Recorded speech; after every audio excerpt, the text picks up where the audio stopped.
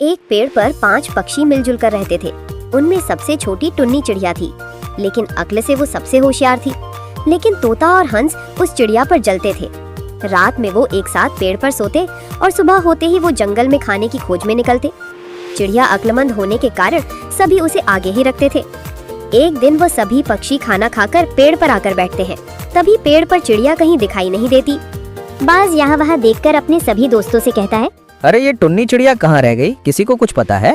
पता क्या लगाना, वो रही पेड़ के नीचे दाना चुग रही है। शायद उसका दिन भर में पेट नहीं भरा होगा। तोता और हंस उसका मजाक उड़ा रहे थे, लेकिन टुन्नी चिड़िया आगे आने वाले संकट से परेशान हो रही थी। मुझे तो ऐसा लग रहा है शायद वो पेड़ की ऊंचाई माप रही है। अरे चुप रहो सब लोग। टुन्नी चिड़िया जो भी करती है वो हमारे सबके भलाई के लिए ही करती है। जरूर कुछ ना कुछ बात होगी। हाँ अंतर्यामिनी, तुम्हारी बात बिल्कुल सही है। सब बातें कर ही रहे थे कि टुन्नी चिड़िया पेड़ के ऊपर आती है और सबसे कहती है, दोस्तों, हमारे पेड़ के नीचे एक बेल की डाली निकली हुई है। अभी वो बेल की डाल नाजुक है, इसलिए उसे हमें तोड़ना आसान होगा। लेकिन अगर वो बेल बढ़ती गई तो उसकी डाली मजबूत हो जाएगी और फिर उसे तोड़ना भी मुश्किल होगा और शिकारी उस डाली के सहारे हम तक आसानी से पहुंच सकता है। वाह टुन्नी चिड़िया, तुमने तो हमारी आंखें खोल दी। हम तो तुम्हें होशियार समझते रहे, लेकिन शायद धीरे धीरे अब तुम्हारी अक्ल घुटनों में जा रही है। अरे तुम ये भूल गई कि हम एक पंछी हैं और हमारे पास उड़ने के लिए पंख भी हैं। अगर इस बेल से चढ़कर कोई ऊपर भी आए तो हम उड़ सकते हैं। इतने सालों से इस विशाल पेड़ पे हम सब रह रहे हैं और भले एक बेल की डाल हमारा क्या बिगाड़ सकती है। सारे पंछी टुन्नी चिड़िया का मजाक कर हंस रहे थे, लेकिन टुन्नी चिड़िया का कहने का मतलब शायद कोई समझ नहीं पाया था।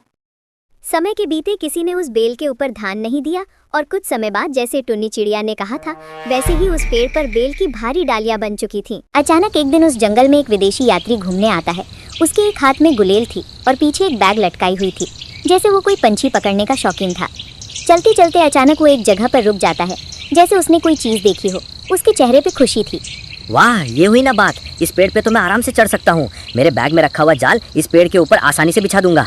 सुबह तक जाल में पंछी फंस जाएंगे। ऐसा कहकर वो विदेशी उस पेड़ की तरफ बढ़ता है। अब सारे पंछी खाने की तलाश में गए रहेंगे।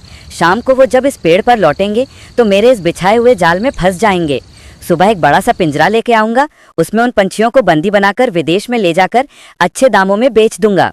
ऐसा कहकर विदेशी शिकारी उस पेड़ पर चढ़ता है। पंछियों को पकड़ने वाला जाल बिछाकर वो वहाँ से निकलता है। शाम होते ही सारे पंछी आकर उस पेड़ की डाली पर बैठ जाते हैं। शिकारी ने डाली पर जाल बिछाया हुआ है, इसका उन्हें जरा सा भी अंदाजा नहीं था। अरे ये क्या? पता नहीं मुझे ऐसा क्यों लग रहा है जैसे मेरा पैर किसी मजबूत रस्सी से बंधा हो। भाई, मेरा भी पैर किसी में फंसा हुआ है। मैं कब से कोशिश कर रहा हूँ, लेकिन पैर निकलने का नाम ही नहीं ले रहा। मैं भी कब से कोशिश कर रहा हूँ। मेरा भी पैर मानो किसी में फंसा हुआ है। इसका मतलब हम सब फंस गए हैं, क्योंकि मेरा भी पैर फंस गया है। दोस्तों, जिसका डर था वही हुआ। अगर पेड़ पे चढ़ती हुई बेल को हमने पहले ही निकाल दिया होता तो आज ये नौबत नहीं आती। किसी शिकारी ने बेल की मजबूत डाल से पेड़ पर चढ़कर हमारे लिए जाल बिछा कर रख दिया है।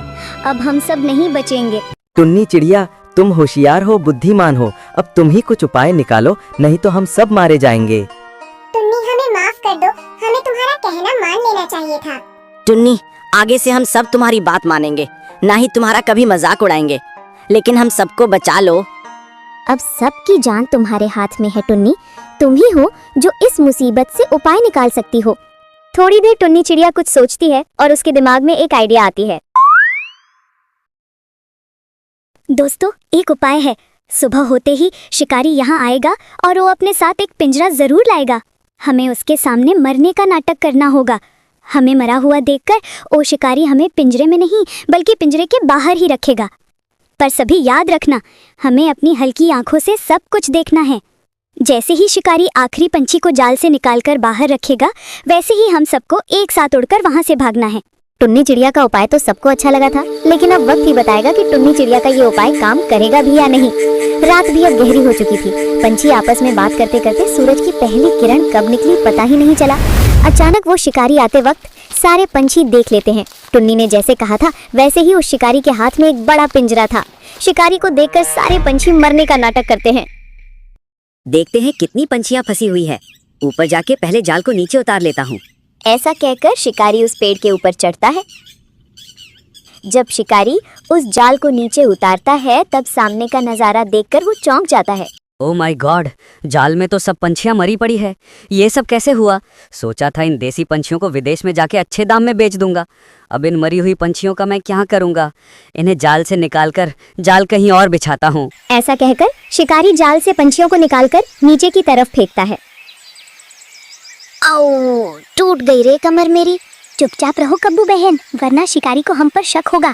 बस आखिरी तोते भाई अब बचे हैं। आखिरी पंछी तोते को शिकारी जैसे ही नीचे छोड़ता है, सारे पंछी उड़ के भाग जाते हैं। ओह माय गॉड, ये कैसे हो गया? सारी पंछियां तो मरी हुई थी। सुना था इंसानों के पास दिमाग होता है, लेकिन यहाँ की देशी पंछियों में भी दिमाग है। इस जंगल में रुककर मेरा कोई फायदा नहीं होगा। मैं विदेश में ही ठीक हूँ, वहीं जाकर पंछियां पकड़ता हूँ। टुन्नी चिड़िया, तुम्हारा उपाय तो काम कर गया। हम सब बहुत खुश नसीब हैं जो तुम्हारी जैसी अक्लमंद दोस्त हमें मिली। टुन्नी चिड़िया सिर्फ एक दोस्त ही नहीं बल्कि एक मसीहा है। आज पता चला सामने वाले की ताकत कितनी भी हो, लेकिन जिसके पास अक्ल है उसे कोई नहीं हरा सकता। अरे अब बस करो दोस्तों, और कितनी तारीफ करोगे? दोस्तों, अगर दोस्ती की है तो जान भी देने की तैयारी रखो। मैं हमेशा तुम्हारा साया बनकर रहूंगी। आज से टुन्नी चिड़िया को हम सब लीडर कहेंगे और आज से टुन्नी चिड़िया हम सबकी रानी होगी। इसी बात पर नाचो सारे। फिर सभी पंछी गाना गाते नाचने लगते हैं। टुन्नी चिड़िया की खुशी तो 7वें आसमान में जा पहुंचती है।